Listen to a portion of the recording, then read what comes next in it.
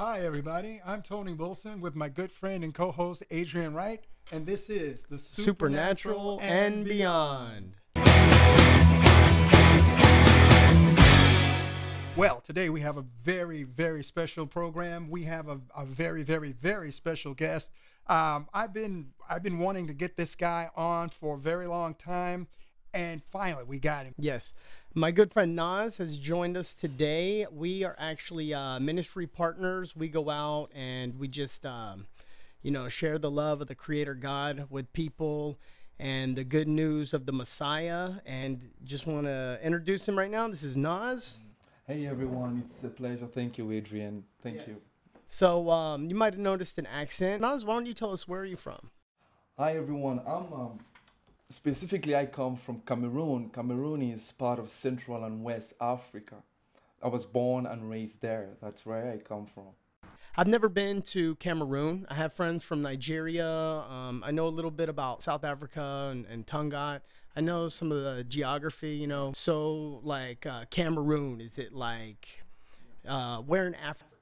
Yeah, so Cameroon, as where I was born there, is mostly located in Central and West Africa. Now, it's a country which was colonized by the French. Now, the French have 4/5 of that territory in Cameroon, so most of the people there, they speak French. Okay. Now, 1/5 of the territory is mostly English speaking. So we have two groups. We have the French speaking and the English speaking. I grew up in the French speaking part of Cameroon. Wow. So you speak French? Yeah, I speak French and I speak English. How many language do you speak fluently? Well, right now too, French and English very fluently. Yes, but Cameroon has tribal languages down there too. They have different ethnic groups, but mostly because I grew up in the city, I got to speak French and English as I was growing up because I never went to the tribal places of Cameroon. So you said there was cities, and then say with the tribal groups. Yes. How many different tribal groups are there, or I should say, how many different dialects are there as opposed to the larger cities? Originally, when I was growing up in Cameroon, we had like over 200 ethnic groups, and these are mostly, they have different specific languages. Like for example, you have like the Ewondos. Now this is a tribe in Cameroon, in the political city Yaoundé. They speak a different language, which is a tribal language. Like here, the Hispanics, they speak Spanish. There, the people who come from different tribes have different tribal languages. Now it all depends on where they were born and raised. I came up speaking French and English because originally I'm from the Hausa tribe. But I never went to the Hausa village because my father never wanted us to go there. But if I was grown and raised there, then I would be speaking the Hausa language, like my tribal language. Yeah. Was there one language that kind of connected everybody, or is it just kind of a hit and miss? No. Actually, there is one particular language that connects every person in Cameroon who understands, and that's French. Oh, French. Yeah, okay. French is the main language. That okay. people will, everybody will understand and will be able to communicate clearly onto each other. And so when I was growing up, that was the language first my parents instilled in me, which was French. English, I learned it at the British schools because I went through British education. So that's where I got to learn English. But originally growing up, I was speaking French, yes. So tell us a little bit more about growing up in Cameroon. So you grew up in the city area. So what's like the economy like? So basically, Cameroon is divided into two major cities.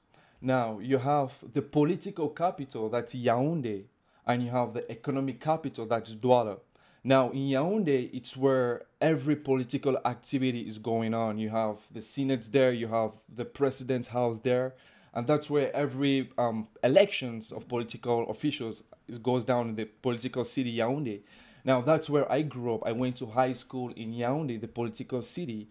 And then when I was done with high school, I went to Douala. Douala is the next major city.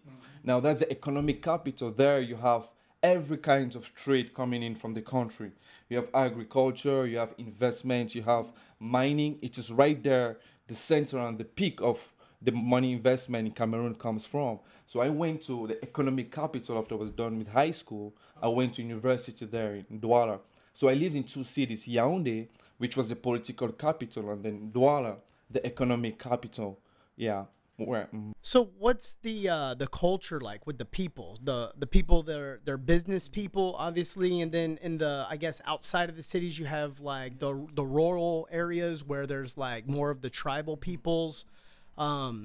But like as you grew up kind of in a city, how's the culture like? Are they friendly? Are they friendly towards outsiders? Is it mostly like French speaking Africans? Is it you know, just a mix? Like you have Europeans there, you have people from, you know, like Asia. Like what's the culture like? So the one thing to note is that the culture in Cameroon is different in the city as in the rural areas. Now, if I'm talking about the city like Yaoundé, where I grew up, the culture is very different because we have different aspects of people with different aspects of trade coming in. Now, it's not only based on the Africans people there, but you also have individuals who come in from Europe, who come in from America. So I had a mix of different kind of people from different areas. But the culture is really different here as compared to the city. Why? Because if you have to talk about like for the food, in Cameroon, really in the city, it's not hard to get like something to put on your tongue or to eat something. And the people are very giving. Yeah. So a giving culture. If giving culture. So yeah. people friendly, giving, loving, they Yes, take care of each other, and it's business. Yes, especially in the neighborhoods, like stores which are reopening, they try to go into the neighborhoods which are very like poor and local, and they just bring forth some produces just to try to make adverts of the stores. So it's kind of like people in Cameroon are not just that hungry as per se, but it's mostly whereby there's a lot of food. You can find all kinds of food everywhere, healthy food. And the people are really nice. I mean, the warmth is really, really awesome. What about McDonald's? They got McDonald's? Yeah, they have a McDonald's. So I remember when... So not all the food's totally healthy. Yeah, my first time having a McDonald's burger there was fun time because I usually thought we're having America in Cameroon, and it was really awesome. And we had some American employees there too, and you could sense the accent, very awesome. It's very different. That was when I was still living back there. Yeah, never had even imagined to come here to America. Yeah, well, the culture, I would say, is very, very traditional, but it's enriching because, yeah, it comes forth with the mentality of family and sharing. Yes. Okay. So a lot of areas, like, you know, you go to Asia and they kind of have like the Buddhist kind of religions with Buddhist temples. What about like Cameroon? How's like their religion? Is it multiple religions? Is it primarily like Islam, or primarily Christian or Catholic, or you know, what's kind of like the religious environment of your nation? Well, as far as the most part is concerned, in the cities, most of the religions that dominate is Islam and Christianity. Now, in the rural areas, they're much more focused on the traditional practices. Yeah, but in Yaoundé, one of the religions that's taking most of the hold, it's Islam there. But you also have Christian groups who also fellowship as well. Wow. Yeah, but it's mostly Islam that is taking the brain on Cameroon right now. That's powerful. Yeah, so lots of good information about Cameroon and about your history and everything. And thanks for sharing with us. And thank you for being our guest here. Sure. We appreciate you. My pleasure. And to all our listeners, we want to say thank you for following us at the Supernatural and Beyond. And hit that thumbs up button, leave a comment, and subscribe for more content.